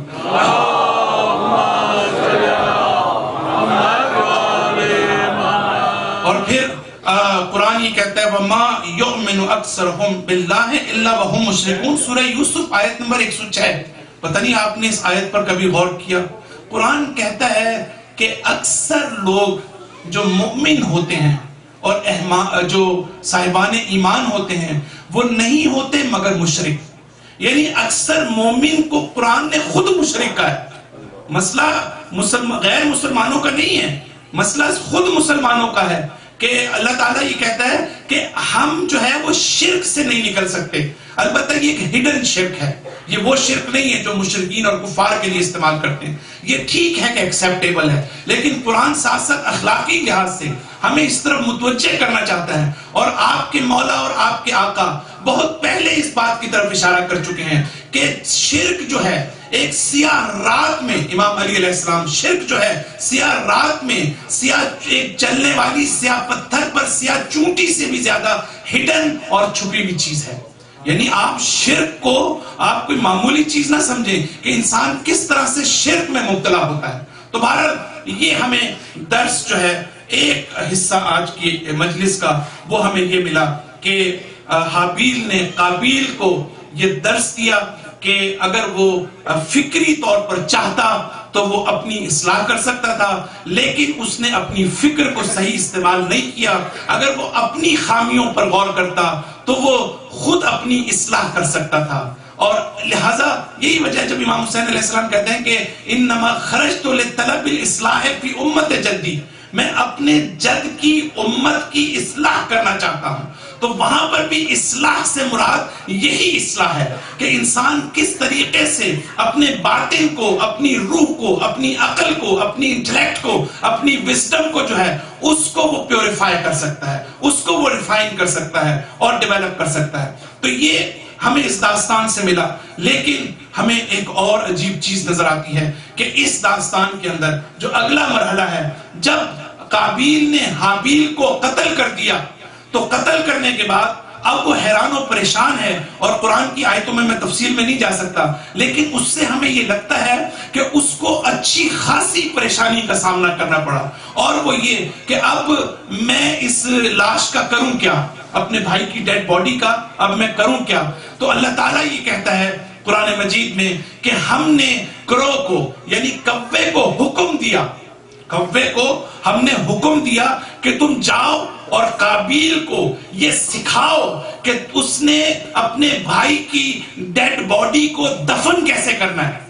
تو ایک کوے کو حکم دیا جا رہا ہے. لیکن میرا ایک بڑا انٹرسٹنگ قسم کا سوال ہے یہاں پہ، اور میں کچھ دیر کے لیے رکنا چاہتا ہوں، وہ یہ کہ آیا خود، ویسے تو ہمیں تاریخ میں ہی ملتا ہے کہ دو کوے آپس میں لڑے، اس میں سے ایک مر گیا اور اس نے پھر زمین کو کھود کے اس میں جو ہے وہ اس کو دفنایا. اور ویسے بھی اگر آپ میں سے جو کیا کہتے ہیں اینیمل شناس ہوں گے ان کو شاید پتا ہو کہ کوا جو ہے وہ بڑی چلاکی کے ساتھ اپنی چیزوں کو زمین میں کیسے چھپاتا ہے وہ، اور بعد میں آ کے اس کو وہ ڈگ کر کے وہ نکال کے اس کو پھر وہ کھا لیتا ہے. تو یہ اس کے اندر ایک صفت پائی جاتی ہے اس کے اندر. لیکن اصل چیز یہ ہے جو میں پوچھنا چاہتا ہوں آپ سے کہ کیا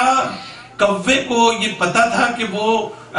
کوئی درس دینے کے لیے یہاں پہ آیا ہے؟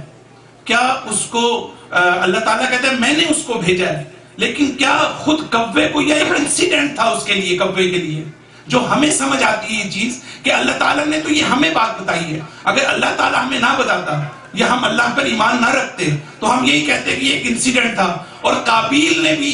جس وقت یہ واقعہ دیکھا تو اس کے لیے بھی ایک انسیڈنٹ تھا کہ ٹھیک ہے کہ ایک کوا آیا اور جس نے اس نے درس حاصل کر لیا، بلکہ قرآن یہ کہتا ہے کہ اس نے اپنی عقل پر تعجب کیا کہ ایک اتنی سی چیز ایک جانور کو پتا ہے اور مجھے نہیں پتا.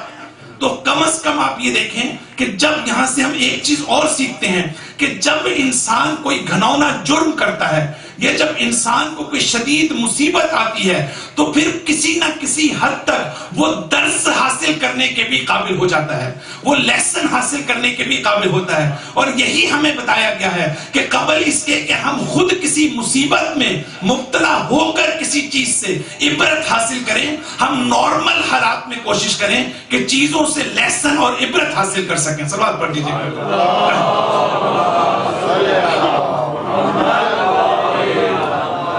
تو ہمیں یہ نظر آیا کہ اس نے اس سے عبرت حاصل کی، درس حاصل کیا اور اپنی عقل پر تعجب کیا کہ مجھ میں اتنی عقل بھی نہیں تھی کہ میں اتنی چھوٹی سی چیز سوچ سکتا کہ میں مٹی میں جو ہے وہ اس میں سے اپنے بھائی کو جو ہے اس میں دفنا دوں. تو یہاں پر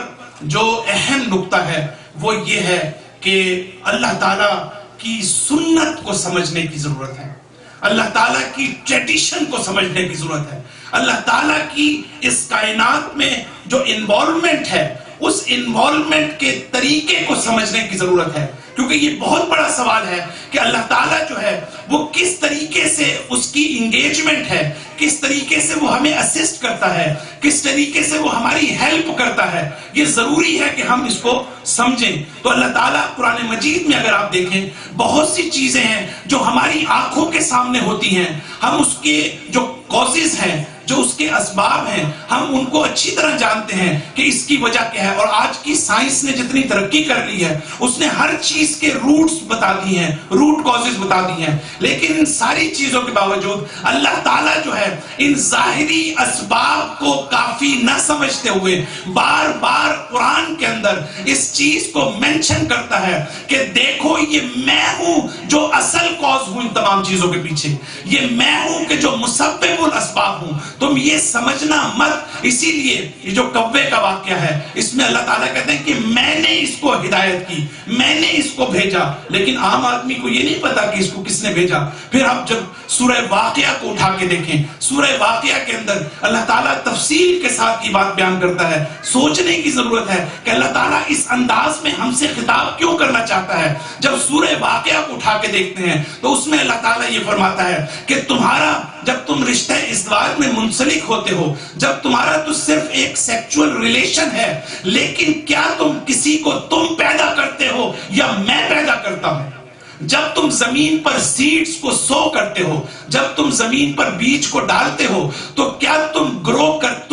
کرتے ہو یا میں گرو کرتا ہوں؟ یہ اللہ تعالیٰ کیوں کہہ رہا ہے؟ ظاہر میں ہر شخص یہ سمجھتا ہے کہ ایک سسٹم ہے، اس کے تحت اگر آپ بیج بوئیں گے تو اس میں پودے لگیں گے، پلانٹیشن ہوگی. تو اللہ تعالیٰ بار بار یہ کہتا ہے کہ یہ جو تمہارے ہاتھ میں پانی ہے، یہ پانی آسمان سے تم برساتے ہو یا میں برساتا ہوں. اب آپ دیکھیں کہ آج کی سائنس نے کتنی تفصیل کے ساتھ اس مسئلے کو بتایا کہ بارش ہونے کا ایک میکنزم ہے، اس میکنزم کے اندر جو ہے وہ بارش ہوتی ہے. لیکن اللہ پھر ہمیں یہ کہتا ہے کہ آیا یہ تم ہو کہ جو بارش کو برساتے ہو یا میں ہوں کہ جو بارش کو برساتا ہوں؟ پھر اللہ تعالیٰ آگے چل کر جو ہے وہ یہ کہتا ہے کہ یہ جو تمہارے ہاتھ میں آگ ہے، جس آگ سے اور فائر سے تم استفادہ کرتے ہو، آیا وہ درخت کہ جن میں سے یہ آگ نکلتی ہے، کیا ان درختوں کو تم گرو کرتے ہو یا میں گرو کرتا ہوں؟ تو یہ ساری چیزیں بنیادی طور پر قرآن میں اس نقطے کی طرف اشارہ کرنا ہے. اللہ تعالیٰ ہمیں یہ بتانا چاہتا ہے کہ دیکھو تم دنیاوی اسباب میں گم مت ہو جانا، تم اپنے آپ کو اس دنیا کے ساتھ اٹیچ نہ کرنا، بلکہ قدم قدم پر اللہ یہ کہتا ہے کہ ہر وہ چیز جو تم اس دنیا میں دیکھتے ہو اس کے دو اس کی ڈیمینشنز ہیں، ایک اس کی دنیاوی ہے اور ایک اس کی ڈیوائن ہے. تمہیں چاہیے کہ اس دنیا میں ہر چیز کے ڈیوائن رخ کے اوپر غور کرو اور یہ دیکھو کہ اس کا اللہ کے ساتھ ریلیشن ہے. اور یہی وجہ ہے کہ جب اللہ تعالیٰ یہ فرماتا ہے کہ سبحان الذی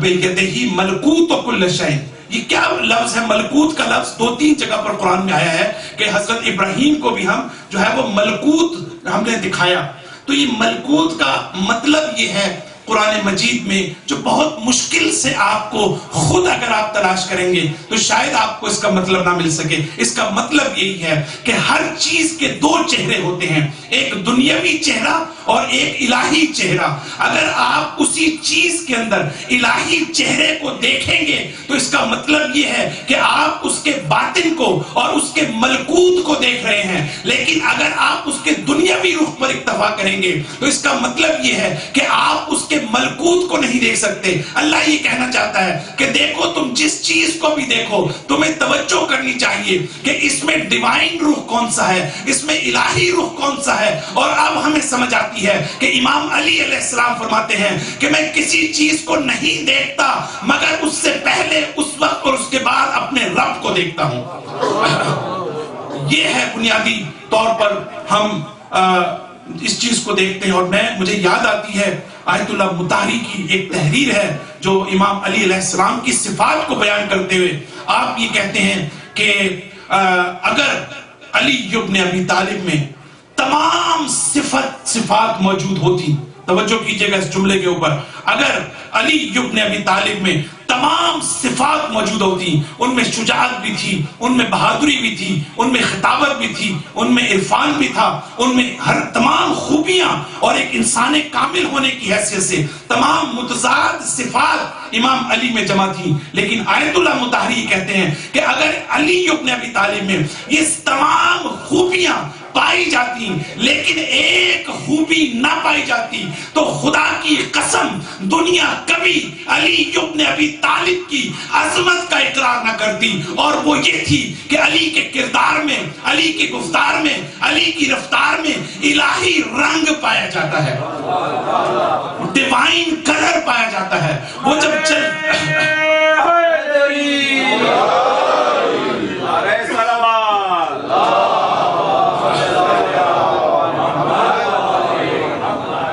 یہ ڈیوائن کلر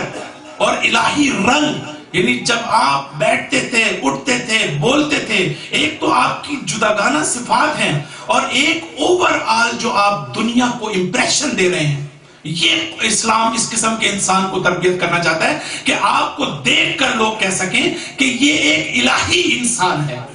یہ ایک ایسا انسان ہے کہ جو کسی کو نقصان نہیں پہنچا سکتا، یہ ایک ایسا انسان ہے کہ جس سے صرف فائدہ ہی فائدہ پہنچتا ہے. تو یہ وہ چیز ہے کہ جو ہمیں اس پوری داستان سے ملتی ہے. تو اب جو اس کے ساتھ اٹیچ ایک نقطہ ہے وہ یہ کہ اللہ تعالیٰ ساتھ ہی یہ جو کوے کا واقعہ ہے اس میں ہمیں ایک اور درس بھی دیتا ہے. وہ کہتا ہے کہ دیکھو میں نے قابیل کی مدد کی، بہت توجہ کیجئے گا، میں نے قابیل کی مدد کی، میں نے اس کو بتایا کہ تمہاری پریشانی کیسے دور ہو سکتی ہے. اس چیز سے ہٹ کر کے اللہ تعالیٰ کی مخلوق کے بارے میں مدد کرتا ہے، کیسے تمہاری محل ہو سکتی ہے. لیکن نہ قابیل کو یہ پتا نہ ہی اس جانور کو یہ پتا. تو گویا یہ درس یہاں پر دیا جا رہا ہے. اللہ تعالیٰ یہ بتانا چاہتا ہے کہ دیکھو اس دنیا میں قدم قدم پر تمہاری مدد کرتا ہوں لیکن تمہیں پتہ نہیں چلتا. قدم قدم پر میں تمہاری رہنمائی کرتا ہوں، قدم قدم پر میں تمہاری ہدایت کرتا ہوں. اسی لیے یہ جو دعاؤں کے بارے میں کہا گیا ہے، یہ جو صدقے کے بارے میں کہا گیا ہے، یہ جو توکل کے بارے میں کہا گیا ہے کہ یہ ہمیں آفات سے دور کرتی ہے. اس میں اللہ کی یہ ذمہ داری نہیں ہے کہ قدم قدم پر ہمیں یہ بتائے کہ تمہارے کس نیک عمل کا، تمہارے پر کس جگہ پر اللہ نے تمہیں اس کا ثواب دیا ہے اور کس جگہ پر تمہیں فائدہ دیا ہے. لیکن ہمیں قرآن کی آیت بتاتی ہے، اللہ تعالیٰ ہمیں یہ پیغام دینا چاہتا ہے کہ دیکھو میں تمہاری مدد کرتا ہوں لیکن کبھی تمہیں خود بھی اس کا احساس نہیں ہوتا کہ میں کہاں پر تمہارے لیے ہدایت کا باعث بن رہا ہوں. سبحان پڑھ دیجیے ایک مرتبہ.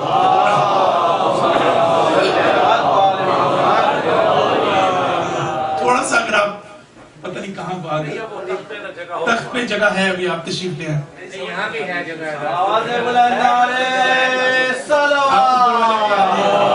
تھوڑا سا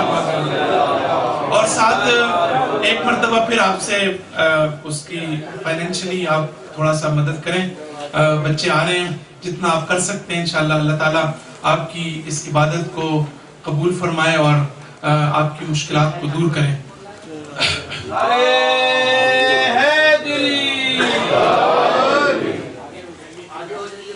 نعرہ صلوات. تھوڑی سی جگہ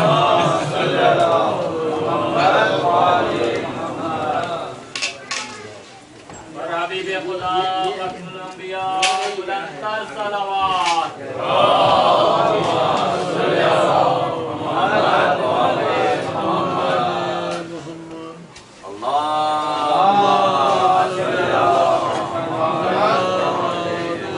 امام زمانہ بلندتر صلوات.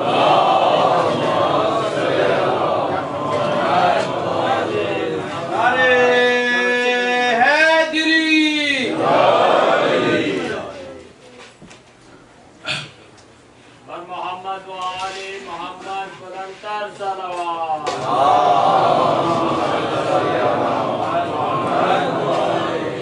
بس ایک تو نکات عرض کر کے میں اپنی گفتگو کو ختم کر رہا ہوں، اختتام پہ ہوں. ہم تسلسل تھوڑا سا وہ ٹوٹ جاتا ہے تو ذرا مشکل ہوتا ہے اس کو دوبارہ مومنٹم جو ہے وہ گین کرنے کے لیے. بہرحال ایک چیز جو ہم سب کے سوچنے کی ہے یہاں پہ وہ یہ کہ یہ جو اخلاقی پرابلمز ہوتی ہیں، مثلاً حسد جس کی ہم بات کر رہے ہیں، یا تکبر جو شیطان کے اندر ہے، یہ ہمیں اس کے ایسنس کو سمجھنے کی ضرورت ہے. قرآن ہمیں ایک اور چیز کی طرف متوجہ کرتا ہے. وہ یہ کہتا ہے کہ ان کے نا مختلف لیولز ہیں. کوئی بھی ایسی حقیقت جو ہے اس کی مختلف سٹیجز ہیں، جس کا انگلش میں ایگزیکٹ ورڈ جو ہے وہ ہے کنٹینیوم. تو اس کی مختلف سٹیجز ہیں اور مختلف لیولز ہیں اس کے. جس طریقے سے یہ روشنی آپ کے سامنے آ رہی ہے، میں ایک مثال دے کے اپنی بات کو آپ کو بیان کرنا چاہتا ہوں کہ جیسے یہ روشنی جو ہے یہ جتنی زیادہ اپنے سورس کے قریب ہوگی، بلب کے قریب ہوگی، اتنی ہی زیادہ اس کے اندر شدت پائی جائے گی، اور جتنی زیادہ وہ آپ کے قریب ہوگی اتنا ہی اس کا لیول جو ہے ضعیف ہوگا اور کمزور ہوگا. تو اسی طریقے سے ہم جب حسد کی بات کرتے ہیں تو ہو سکتا ہے کہ ہمارے اندر ایک لو لیول کا حسد پایا جاتا ہو، ہمارے اندر لو لیول کا تکبر پایا جاتا ہو، لیکن اگر ہم اس کو کنٹرول نہیں کریں گے، اگر ہم اس کو ٹریٹ نہیں کریں گے تو یہی تکبر اپنے ہائر سٹیجز کی طرف جا سکتا ہے. اور یہی وجہ ہے کہ یہ حسد جو کبھی کسی کو نقصان نہیں پہنچاتا بلکہ یہ انسان کے اپنے آپ کو نقصان پہنچاتا ہے. ہو سکتا ہے دوسرے کو نقصان نہ پہنچاتا ہو، اگلی سٹیج میں آپ ہو سکتا ہے دوسرے کو نقصان پہنچائیں. لہٰذا یہ انسان حتیٰ دوسرے کو قتل کرنے کے لیے تیار ہو جاتا ہے. تو یہ جو سٹیجز ہیں اخلاقی برائیوں کی، ان سٹیجز اور اسی طرح جو اخلاقی ورچوز ہیں، جو ویلیوز ہیں، ان کا بھی یہی ہے کہ ایک آپ کے اندر خوبی ہے، اچھی خوبی ہے، وہی خوبی کو آپ اور زیادہ ڈیولپ کر سکتے ہیں، اور زیادہ ہائر سٹیج کے اوپر جو ہے وہ لے جا سکتے ہیں. تو قرآن اس داستان کے اینڈ کے اوپر ایک کنکلیوڈ کرتا ہے. اب آپ دیکھیں قرآن جو ہے وہ بالکل بڑے خوبصورت انداز میں اس پوری داستان کو کنکلیوڈ کیسے کرتا ہے. کنکلیوڈ اس طرح سے کرتا ہے کہ ہم نے بنی اسرائیل کے لیے یہ لکھ دیا ہے کہ جو شخص کسی ایک، بہت توجہ کیجیے گا، میں بڑا اہم نقطے کی طرف، کیونکہ اس وقت پاکستان کا اہم ترین ایشو اس وقت یہی ہے، لہذا میں اس کی تفصیل میں تو نہیں جا سکتا، لیکن میں ایک نقطہ بتانا چاہتا ہوں کہ قرآن یہاں پر کنکلیوڈ کرتا ہے کہ جو شخص ہے بنی اسرائیل، جو شخص کسی اینوسنٹ کو، کسی معصوم کو، کسی مظلوم کو قتل کرتا ہے تو گویا اس نے پوری انسانیت کا قتل کیا. اور اگر کوئی شخص کسی ایک انسان کو نجات دیتا ہے تو گویا اس نے پوری انسانیت کو نجات دی ہے.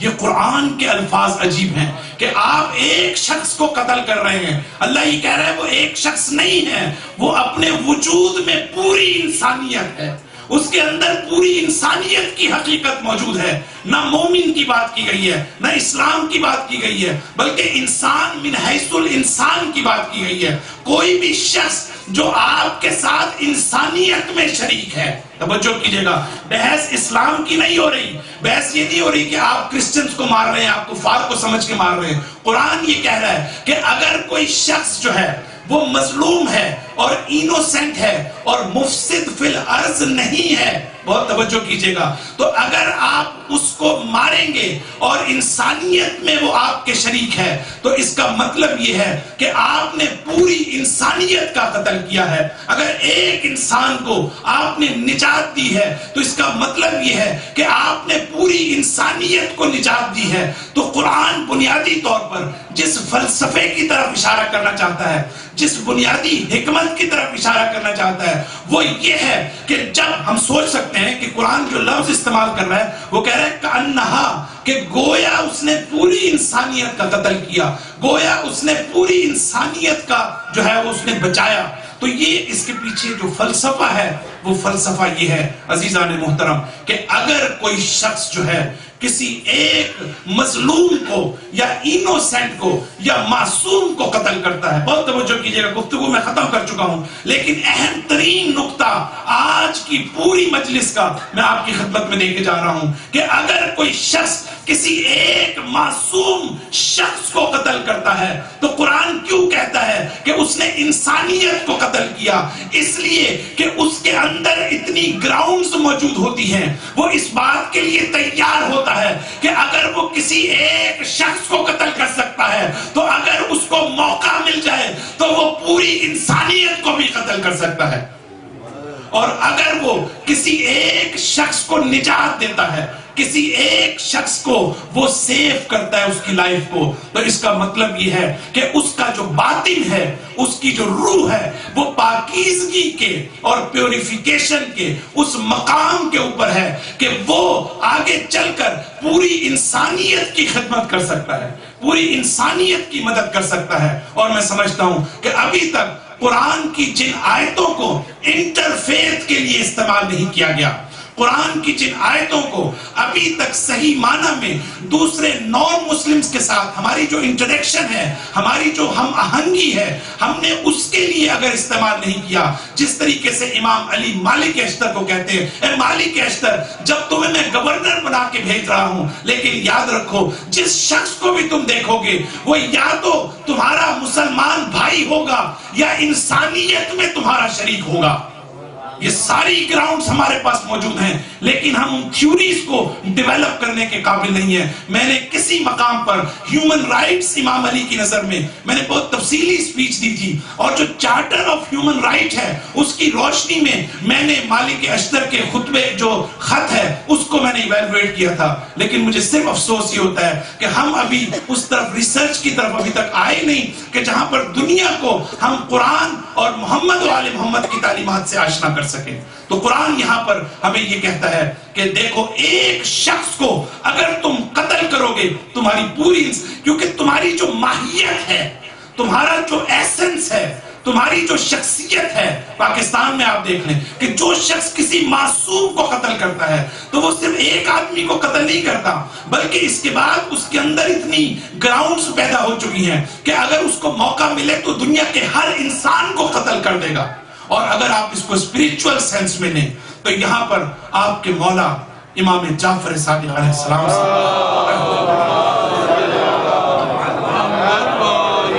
کہا کہ کوئی شخص آیا اور کہا کہ مولا یہ بتائیے کہ جو آیت ہے ایک انسان کی نجات پوری جو ہے وہ انسانیت کی نجات ہے, اس سے مراد یہ ہے کہ اس کو آگ میں اگر کہیں اس کے آگ لگ گئی ہے تو اس کو آگ سے بچا لیا, یا اگر وہ ڈراؤن یا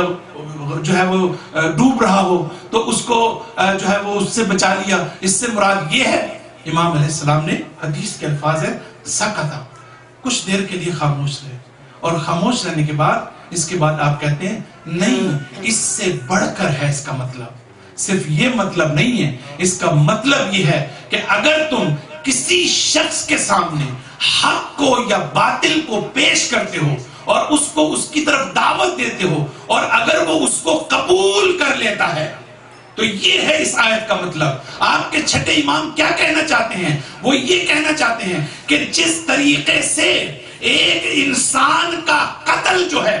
وہ تمام انسانیت کا قتل ہے, اسی طریقے سے اگر آپ کسی ایک شخص کو گمراہ کریں گے، اگر کسی ایک شخص کی گمراہی کا باعث بنیں گے، اس کو مس لیڈ کرنے کا باعث بنیں گے، تو گویا آپ نے پوری انسانیت کو گمراہ کر دیا. اور اگر آپ نے کسی ایک شخص کی ہدایت کر دی تو گویا آپ نے پوری انسانیت کی ہدایت کر دی. صلوات پڑھ دیجئے.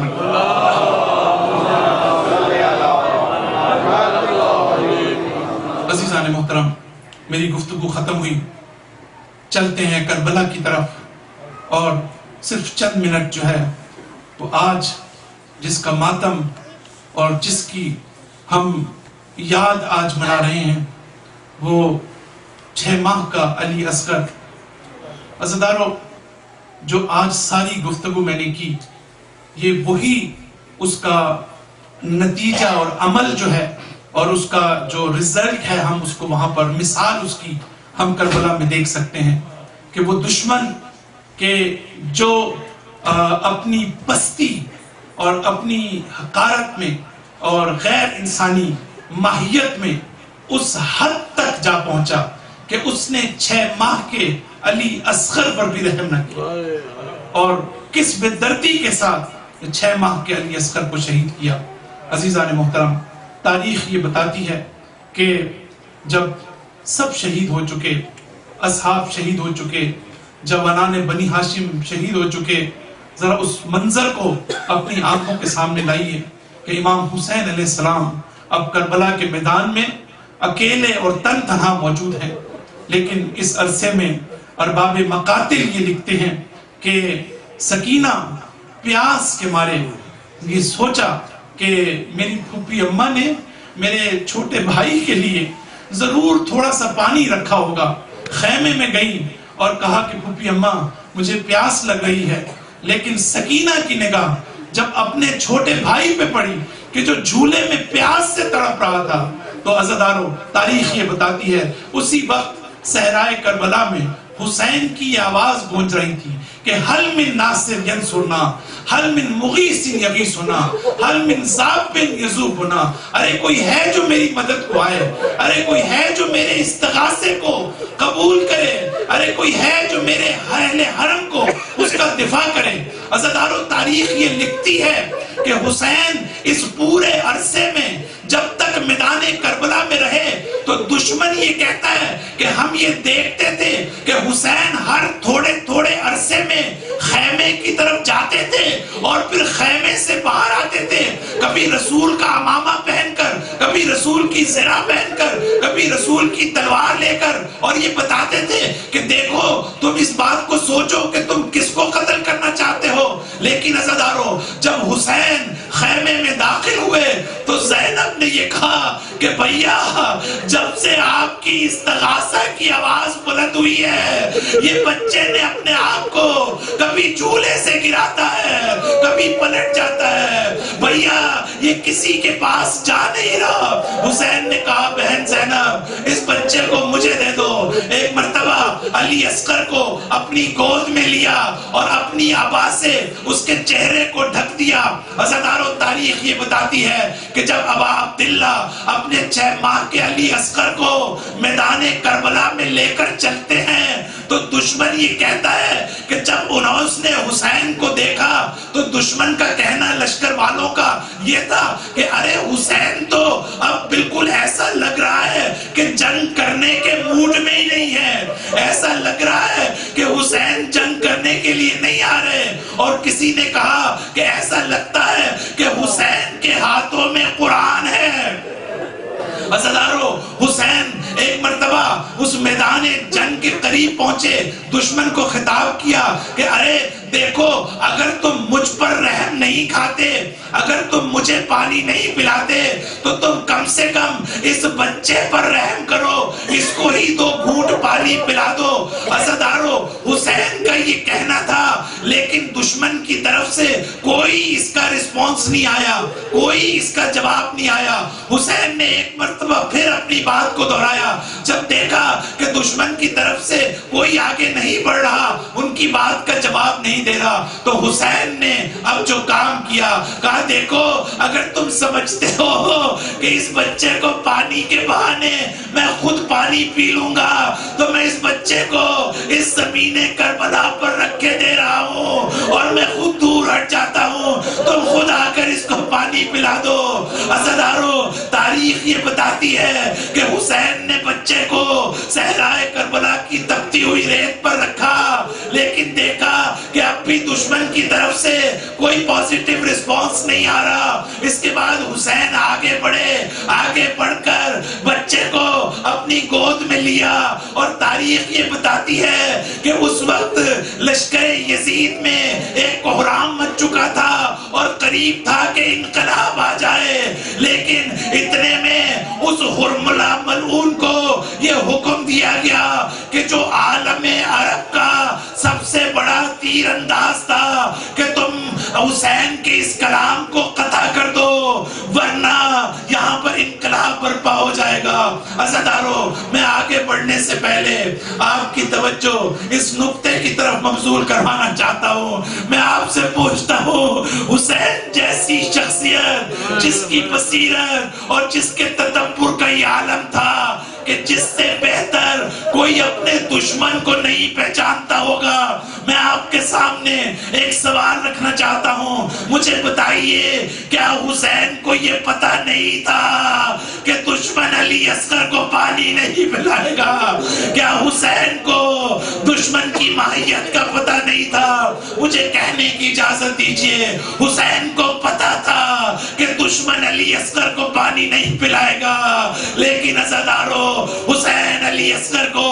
اپنی گود میں لے کر گئے صحرائے کربلا میں، تاکہ آنے والی تاریخ، آنے والی دنیا یہ دیکھے کہ ایک بوڑھے باپ کے ہاتھوں میں جب ننھا علی اصغر دم توڑتا ہے تو آنے والی تاریخ حق اور باطل کے درمیان صحیح معنی میں فیصلہ کر سکے۔ عزادارو، یہ حرملہ وہ ہے کہ کہتے ہیں کہ جب امیر مختار نے اس ملعون کو قابو کیا اور اس کو قتل کرنے کا وقت آیا تو اس سے پہلے اس نے کہا کہ تو یہ بتا کہ تو نے کربلا میں کیا کیا تھا۔ وہ پوری تاریخ کو لکھتے رہے، جس کو انہوں نے نشانہ عبرت بنایا اس سے یہ بھی پوچھا کہ تو بتا کہ تو نے کربلا میں کیا کیا۔ عزادارو، تاریخ یہ بتاتی ہے کہ حرملہ نے اس بات کا اعتراف کیا کہ میں نے کربلا کے میدان میں تین مقامات پر میں نے اپنا تیر چلایا۔ ایک وہ جب دیکھنے والے یہ دیکھ رہے تھے کہ ارے عباس کو کوئی روک سکے، ارے عباس کو کوئی نہیں روک پا رہا، لیکن مجھے یہ پتا تھا کہ عباس کی جان اس مشکیزہ میں ہے، اس پانی میں ہے کہ جس کا سکینہ سے وعدہ کر کے گئے ہیں۔ میں نے پہلا تیر کربلا کے میدان میں اس مشکیزہ پر چلایا اور اس سے میں عباس کو روکنے میں کامیاب ہو گیا، اور دوسرا تیر اور امام حسن کا وہ بیٹا جو 10 یا 11 سال کا جس کا نام عبداللہ ابن حسن ہے۔ عزادارو، تاریخ کربلا یہ بتاتی ہے کہ جس کو اپنے چچا سے عجیب قسم کی محبت تھی، حسین نے زینب کو خاص طور پر نصیحت کی تھی کہ بہن زینب، اس بچے کا خیال رکھنا، اس کو خیمے سے نہ نکلنے دینا، لیکن تاریخ یہ بتاتی ہے کہ یہ امام حسن کا بیٹا ایک مرتبہ زینب کا ہاتھ چھڑا کر تیزی کے ساتھ جب حسین صحرائے کربلا میں آخری سانس لے رہے تھے تو ایک مرتبہ اپنے چچا کے اوپر گر گیا اور کہا کہ چچا جان، میں آپ کو بچانے کے لیے آیا ہوں۔ ایک ستمگر نے حسین پر تلوار سے وار کرنا کہا، لیکن اس بچے نے دونوں ہاتھوں کو آگے کر دیا، اس کے ہاتھ کٹ گئے۔ عزادارو، حرملہ کہتا ہے میں نے دوسرا تیر اس بچے کے اوپر چڑھایا اور یہ حسین کے سینے پر شہید ہو گیا. اور تیسرا تیر میں نے حلق اصغر پر جب میں نے تیر چلایا تو یہ پہلا مقام تھا جب میرے ہاتھ کانپ اٹھے، لیکن میں نے جب تیر چلایا عزادارو حسین کے ہاتھوں میں علی اصغر منقلب ہو گئے. حسین نے علی اصغر کا خون آسمان کی طرف پھینکا. آپ کے 5ویں امام یہ کہتے ہیں کہ خدا کی قسم اس خون کا ایک قطرہ بھی واپس نہیں آیا، لیکن ہمارا سلام ہو اس حسین پر. حسین یہ فرماتے ہیں، علی اصغر کی لاش ہاتھ میں ہے، فرماتے ہیں حونا الیہ ما نزل بہی، ارے یہ مصیبت مجھ پر آسان ہو گئی پروردگارا. یہ مصیبت علی اصغر کی کبھی میں اس کو برداشت نہیں کر سکتا تھا. اگر میری نظروں میں اگر مجھے یہ معلوم نہ ہوتا کہ یہ شہادت تیری آنکھوں کے سامنے وَأَنَّهُ فِي عَيْنِكَ تیری آنکھوں کے سامنے وقوع پذیر ہوئی ہے. عزادارو حسین نے یہ دعا کی، پروردگارا میرے اس مصیبت کو میرے لیے میری آخرت کا ذخیرہ قرار دے. عزادارو حسین دونوں لحاظ سے علی اصغر کی لاش ہے، خیمے میں جانا چاہتے ہیں، بہن زینب منتظر ہے، رباب منتظر ہے، لیکن تاریخ کا یہ عجیب موڑ ہے کہ حسین امام بھی ہیں، حسین ایک باپ بھی ہیں. باپ کا تقاضا یہ ہے کہ علی اصغر کو ماں کے پاس نہ لے کے جائیں، لیکن امامت کا تقاضا یہ ہے کہ آگے بڑھیں، علی اصغر کو خیمے کی طرف لے کے جائیں. عزادارو دیکھنے والی آنکھوں نے دیکھا کہ حسین نے چند قدم 7 مرتبہ آگے بڑھتے تھے اور پیچھے ہٹتے تھے، لیکن 7ویں مرتبہ پوری طاقت کو جمع کر کے رضن پہ قضائے تسلیماً لامرے ایک مرتبہ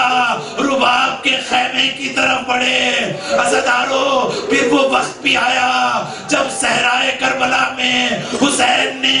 اپنی تلوار کی نوک سے علی اصغر کو زمین میں دفن کیا. میں آخر میں آپ سے یہ پوچھنا چاہوں گا، میں پوچھوں گا مولا آپ نے کربلا میں کسی کو دفن نہیں کیا، جس کی لاش اٹھائی اس میں بچے بھی تھے، اس میں جوان بھی تھے، اس میں بوڑھے بھی تھے، آپ نے کسی کی لاش کو دفنایا نہیں. مولا آپ نے علی اصغر کی لاش کو کیوں دفنایا؟ تو شاید مولا یہ جواب دیں گے، ارے مجھے یہ گوارا نہیں تھا کہ میرے اصغر کی لاش 3 دن تک بے گور و کفن پڑی رہے. مجھے یہ گوارا نہیں تھا میرے علی اصغر کے سر کو نوک نیزہ پر بلند کر کے کوفے و شام کی گلیوں میں پھرایا جائے. مجھے یہ گوارا نہیں تھا کہ میرے علی اصغر کو گھوڑے کی ٹاپوں تلے روندا جائے. اللہ رحمت اللہ علی قوم الظالمین. سیعلم الذین ظلموا ای منقلب ینقلبون. ماتم حسین.